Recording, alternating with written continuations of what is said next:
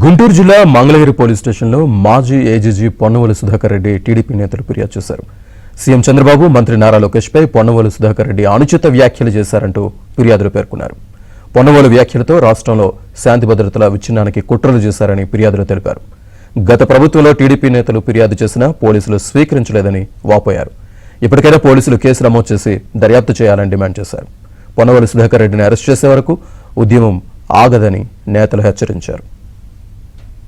ఏఐజీగా చేసినటువంటి పొన్నవోలు సుధాకర్ రెడ్డి వైసీపీ కార్యకర్తలాగా జగన్మోహన్ రెడ్డికి అనుచరుడిలాగా ఆయన బిహేవ్ చేశాడు. తప్పుడు కేసులు, తప్పుడు ఆరోపణలు పెట్టి ఆ రోజు చంద్రబాబు నాయుడు గారు జైల్లోకి పంపడానికి కూడా ముఖ్య కారకుడు జగన్మోహన్ రెడ్డికి సహకరించినటువంటి వ్యక్తి పొన్నవోలు సుధాకర్ రెడ్డి అండి.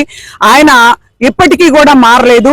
ఇప్పుడు కూడా అదే అక్కస్తో ఉన్నాడు. కానీ తెలుగుదేశం పార్టీ కేడర్ ఎవరు కూడా కక్ష సాధింపు చర్యలకు దిగొద్దు అని చంద్రబాబు నాయుడు గారు ఏమైతే పిలుపునిచ్చారో ఆ పిలుపులో భాగంగానే అందరూ ఆ మాట కట్టుబడి ఉన్నారు. ఇవాళ పొన్నవోలు సుధాకర్ రెడ్డి మరలా తిరిగి చంద్రబాబు నాయుడు గారు అలా, లోకేష్ గారు ఇలా అని చెప్పని మాట్లాడుతూ ఉన్నారు. కాబట్టే మేము ఈ రోజు మంగళగిరి పోలీస్ స్టేషన్ కు వచ్చి ఆయన మీద మేము కంప్లైంట్ ఇవ్వడం జరిగింది.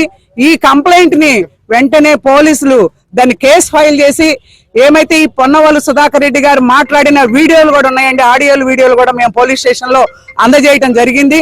అవి కూడా పరిశీలించి వెంటనే సుధాకర్ రెడ్డిని అరెస్ట్ చేయాలని చెప్పి మేము తెలుగుదేశం పార్టీ